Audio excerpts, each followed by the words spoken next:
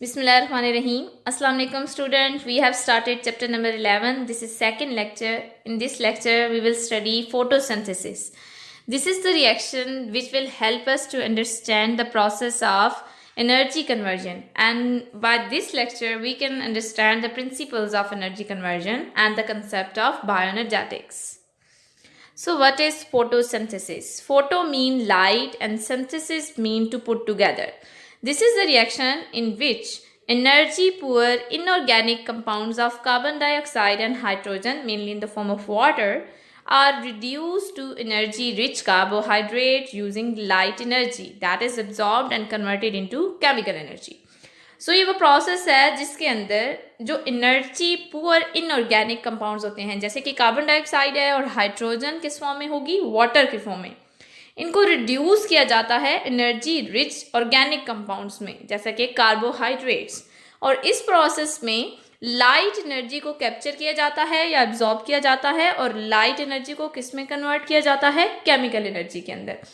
और ये प्रोसेस कहाँ होता है, प्लांट्स के अंदर या जितने भी फोटोसिंथेटिक ऑर्गेनिजम्स हैं उनके अंदर। और ये प्रोसेस किसकी मदद से होता है, क्लोरोफिल की मदद से, और इसके अंदर कुछ और पिगमेंट्स भी इन्वॉल्व होते हैं। और you can define as the photosynthesis, it is the process in which carbon and hydrogen, mainly in the form of water, are reduced to carbohydrate using light energy that is absorbed and converted into chemical energy by the chlorophyll. So वो process जिसके दौरान chlorophyll light energy को capture करता है और इसको convert करता है केमिकल एनर्जी में, और इससे कार्बन डाइऑक्साइड एंड हाइड्रोजन जो वाटर की फॉर्म में होती है इसको रिड्यूस किया जाता है कार्बोहाइड्रेट में, उसे हम फोटोसिंथेसिस कहते हैं। सो फोटोसिंथेटिक रिएक्शन की अगर हम बात करें तो ग्रीन प्लांट्स के अंदर हम इस रिएक्शन को ऐसे समराइज कर सकते हैं। First of all 6 carbon dioxide molecule 6 water molecule से कंबाइन होते हैं इन द प्रेजेंस ऑफ लाइट, और इससे बनेगा ग्लूकोज। ठीक है, C6H12O6 ये क्या है, ग्लूकोज। इस प्रोसेस में रिएक्टेंट क्या है, carbon dioxide and water, and light and product क्या है, glucose, oxygen and water. So photosynthetic organisms solar energy को यूज करते हैं और इससे ऑर्गेनिक कंपाउंड बनाते हैं। सो जितनी भी एनर्जी सोलर एनर्जी कैप्चर की जाती है सबसे पहले उसको केमिकल एनर्जी में कन्वर्ट किया जाता है, और इस केमिकल एनर्जी से देन क्या बनाया जाता है, ऑर्गेनिक कंपाउंड, जैसा कि ग्लूकोज। जो एनर्जी इन ऑर्गेनिक कंपाउंड के अंदर स्टोर हो जाती है, बाद में इस एनर्जी को सेल डिफरेंट प्रोसेसेस के अंदर यूज करता है, इन्हीं ऑर्गेनिक कंपाउंड को दोबारा से मेटाबोलाइज करके इनको दोबारा से ब्रेक किया जाता है। और जब इन ऑर्गेनिक कंपाउंड्स को, जो हाई एनर्जी कंपाउंड्स हैं जैसे कि कार्बोहाइड्रेट्स, इनका ब्रेक डाउन होता है तो इस प्रोसेस में जितनी भी एनर्जी रिलीज होती है उसको सेल बाकी प्रोसेसेस के लिए यूज करेगा। एवोल्यूशन ऑफ रिस्पायरेशन, जैसे ही फोटोसिंथेसिस का अर्थ के ऊपर रीजन शुरू हुआ तो जैसे जैसे फोटोसिंथेसिस होती गई, फोटोसिंथेसिस का मेन प्रोडक्ट क्या है, एक तो ग्लूकोज, साथ में ऑक्सीजन। तो जैसे जैसे फोटोसिंथेसिस होती गई साथ में एटमॉस्फेयर के अंदर ऑक्सीजन इंक्रीज होती गई, ऑक्सीजन का लेवल इंक्रीज होता गया। जब ऑक्सीजन का लेवल इंक्रीज होना स्टार्ट हो गया फोटोसिंथेसिस से एटमॉस्फेयर में, तो देन एक और प्रोसेस स्टार्ट हुआ अर्थ के ऊपर जिसे हम कहते हैं रिस्पिरेशन। रिस्पिरेशन में एरोबिक रिस्पिरेशन होगी जो ऑक्सीजन की प्रेजेंस में होती है।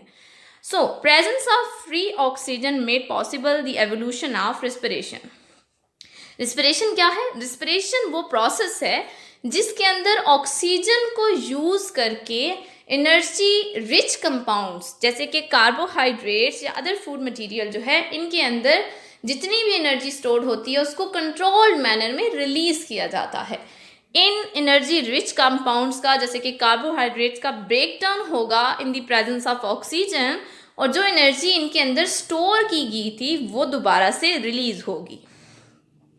A part of this energy is involve in the formation of ATP. तो जो एनर्जी इनके ब्रेकडाउन से रिलीज होगी उसको किस में यूज किया जाएगा, एटीपी की फॉर्मेशन में। फोटोसिंथेसिस के रिएक्शन एंड प्रोडक्ट्स की बात करें तो रिएक्टेंट्स में carbon dioxide and water and light, these are the reactants of photosynthesis. अगर हम प्रोडक्ट्स की बात करें तो फोटोसिंथेसिस के प्रोडक्ट में क्या क्या आता है, glucose and oxygen. Why we are not seeing the water, अगर हम वाटर को देखें तो इक्वेशन की दोनों साइड पे वाटर मौजूद है। 12 वाटर मॉलिक्यूल यूज हो रहे हैं, 6 वाटर मॉलिक्यूल प्रोड्यूस हो रहे हैं। So we can say that water की नेट यील्ड क्या है, 0।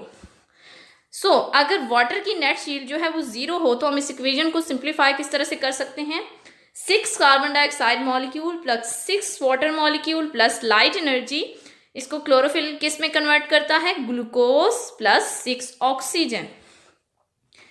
सो इक्वेशन फॉर रेस्पिरेशन क्या होगी, अगर हम रेस्पिरेशन की इक्वेशन की बात करें तो फोटोसिंथेसिस वो प्रोसेस है जिसमें ऑर्गेनिक कंपाउंड की फॉर्मेशन होती है, और रेस्पिरेशन इसी के ऑपोजिट प्रोसेस है।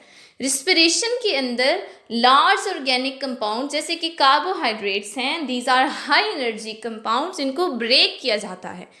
तो जो रिएक्टेंट्स हैं फोटोसिंथेसिस के वो रिस्पिरेशन के प्रोडक्ट्स हैं, और जो रिस्पिरेशन के रिएक्टेंट्स हैं वो फोटोसिंथेसिस के प्रोडक्ट हैं। सो इनकी इक्वेशन एग्जैक्टली एक दूसरे के ऑपोजिट है। जैसे कि अगर हम फोटोसिंथेसिस में देखें तो carbon dioxide and water reactant में थे, लेकिन रिस्पिरेशन के अंदर प्रोडक्ट्स में है ये 6 carbon dioxide plus 6 water molecule, these are produced in the products. जब ग्लूकोज को in the presence of oxygen break किया जाता है तो इस रिएक्शन में 6 कार्बन डाइऑक्साइड मॉलिक्यूल प्रोड्यूस होंगे और 6 वाटर मॉलिक्यूल प्लस एनर्जी।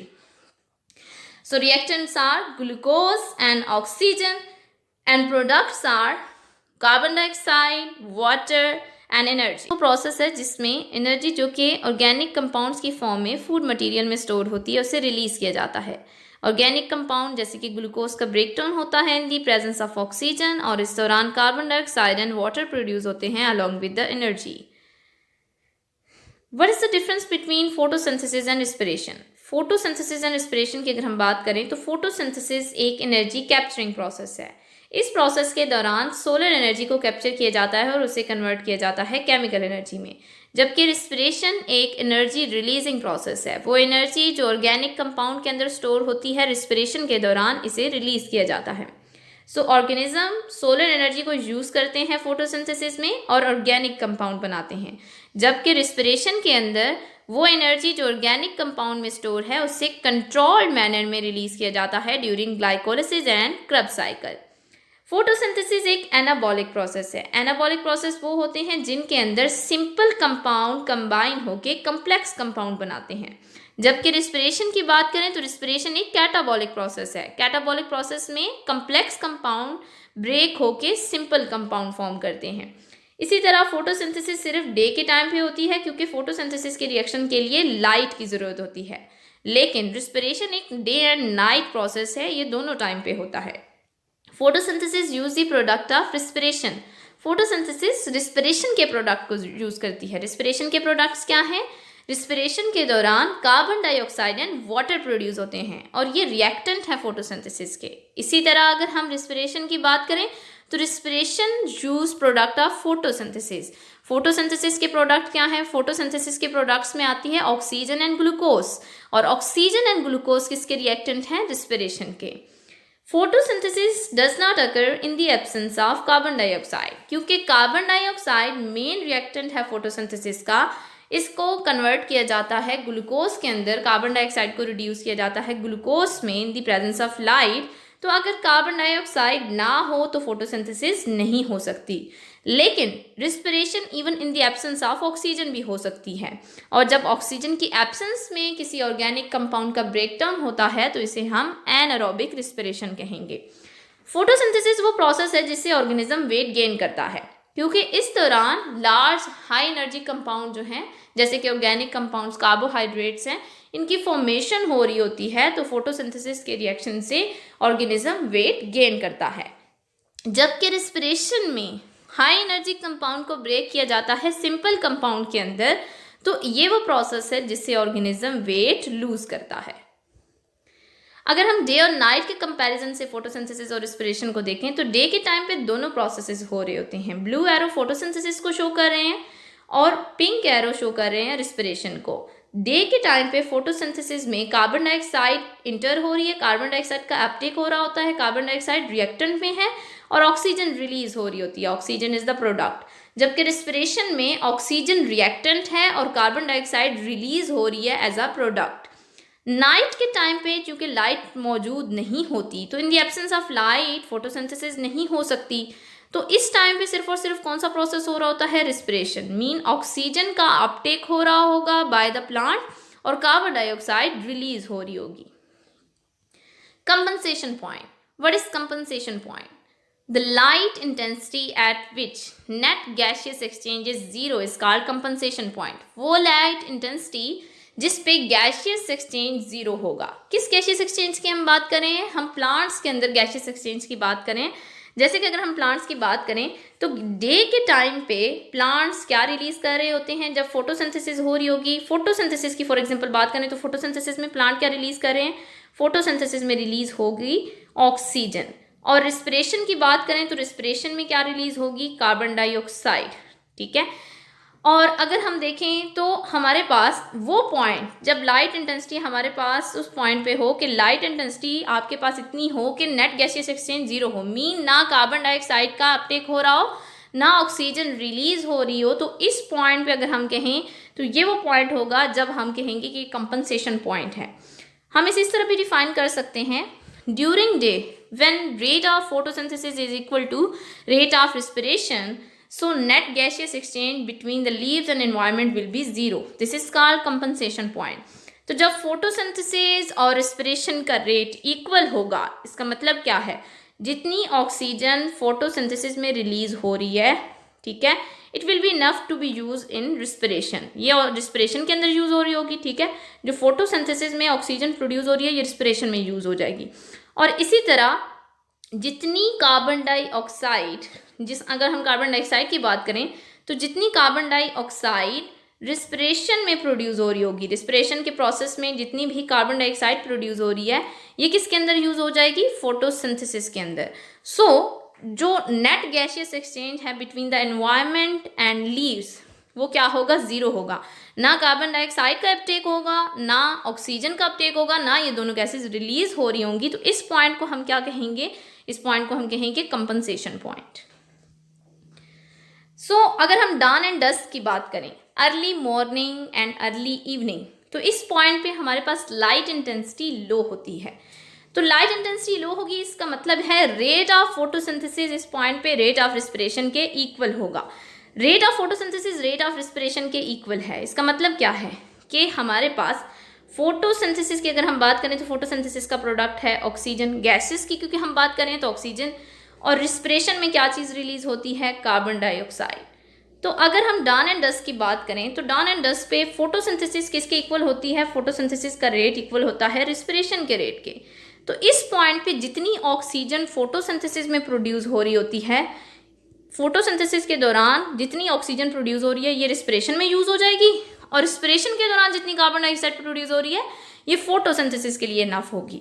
तो गैसियस एक्सचेंज नहीं होता, मीन ना ऑक्सीजन इंटर हो रही है बाहर से एनवायरनमेंट से, ना कार्बन डाइऑक्साइड, ना ये दोनों गैसेस लीव कर रही हैं। तो इस पॉइंट पे हमारे पास एनवायरनमेंट और लीव्स के दौरान गैसियस एक्सचेंज जीरो होगा, नो गैसियस एक्सचेंज होगा, और इसे हम कंपनसेशन पॉइंट कहेंगे।